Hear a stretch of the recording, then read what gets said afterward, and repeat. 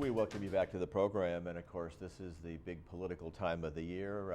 Just a few weeks really remaining until the presidential election, but as a lot of the party leaders on both sides are saying, on all sides of those issues, are saying, sure, we want you to make your vote for the president, but we also want you to continue on the ballot and vote for U.S. Senator, Congress, Assembly, local city elections, local propositions as well. Well, our next guest is one of those whose name appears a little bit further down on the ballot. Bob Rush is back with us today. He's running as a Democrat for District 74. That's that newly created Assembly District here in South Orange County. It is, and it's comprised of Laguna Woods, Laguna Beach, Irvine, Costa Mesa, Newport Beach, and a good portion of Huntington Beach. Yeah. You've had a rather interesting summer, and unfortunately family situation has pulled you a bit away from the campaign, but you're able to devote a little more time on it now, so you're very actively involved. I know we've seen you appear at some of the forums sponsored by some of the Democratic organizations around South Orange County. You were talking about the fact that a lot of times things that happen during the primary, I guess you're best known for that Feet to the Fire event that was held, put on Northern Idaho. We did show it here on Channel 6. Sure.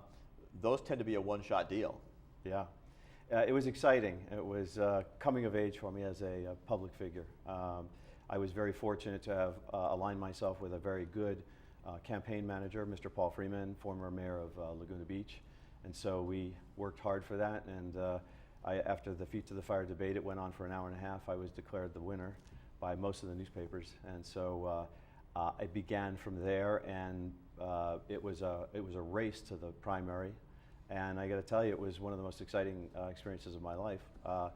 I was fortunate to have captured about 34% of the vote. My challenger captured about 44% of the vote. The third challenger dropped off. I think she got about 24%.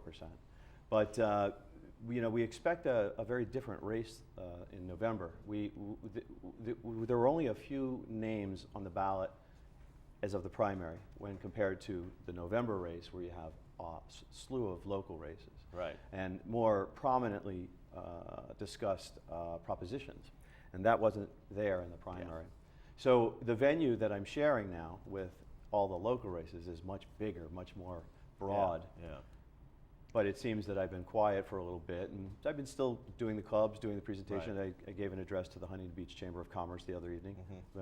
Went very well. Right. Let's talk about some of the issues here in California. The big one, I guess, happens to be the budget and all kinds of propositions. Right. The governor has a proposal, others have proposals, possibly a tax increase on certain higher income people.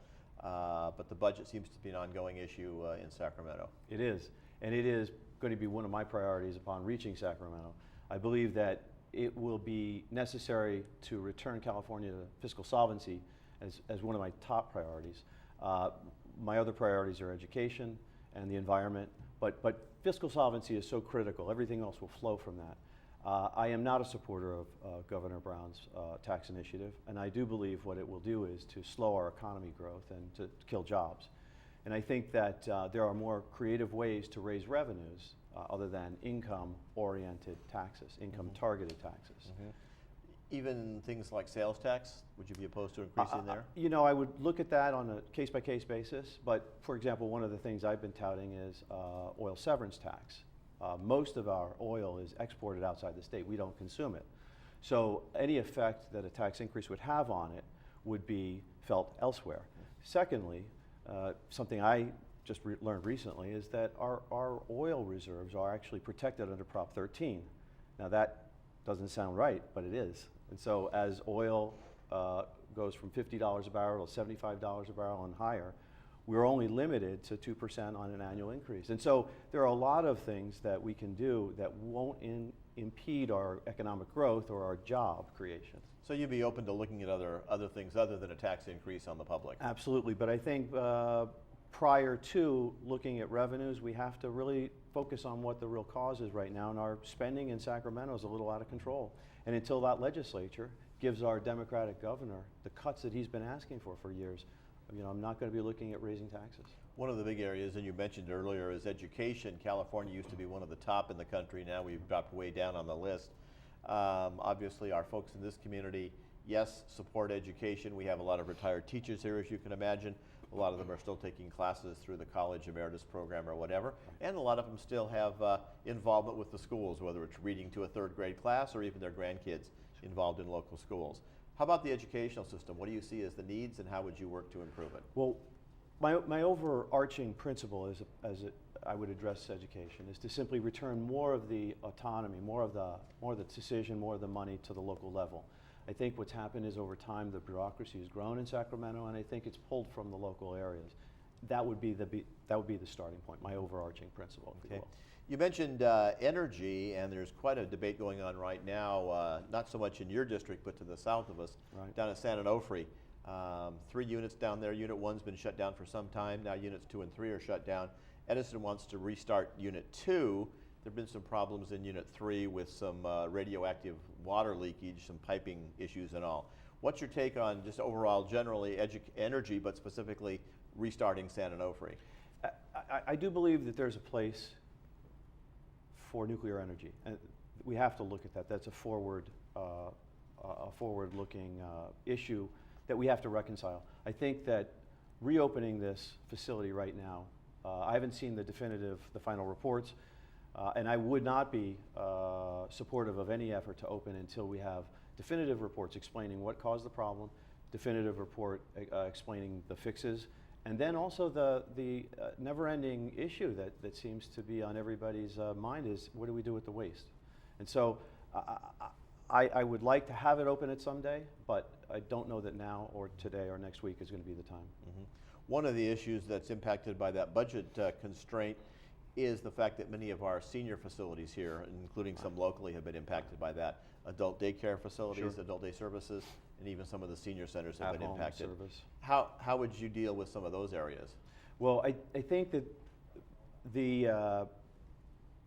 I would use the guiding, I guess the guiding thought would be, who has no one else to care for them?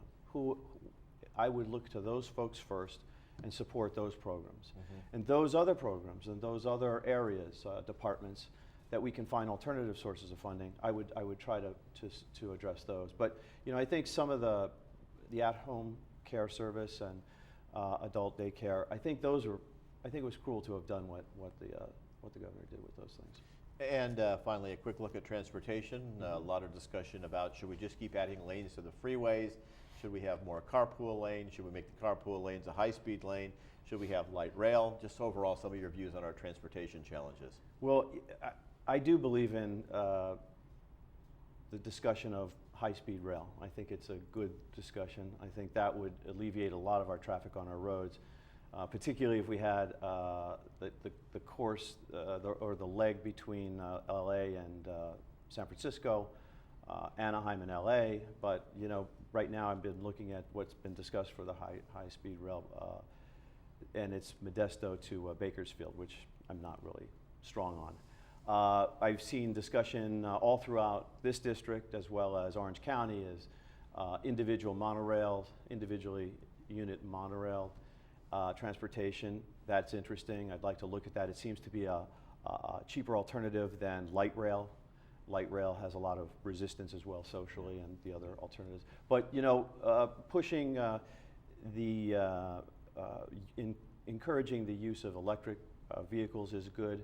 I think that there's been discussion also of expanding 405. I am supportive of that only in certain regards. And I'm aware of the traffic impact that you folks are going to suffer here as a result of continued expansion of residential development in the Spectrum as well as in the Great Park area. So these are all things that are kind of vying for my attention day to day. A lot of issues on the table, and we thank you for sharing some of your thoughts with us today. Bob Rush, Democratic candidate for District 74 in the California State Assembly, and we thank you for coming by and talking with us today. Good to have you back on the show. We'll continue on with more news and lots more guests as we continue with our program for you right here on Channel 6 TV.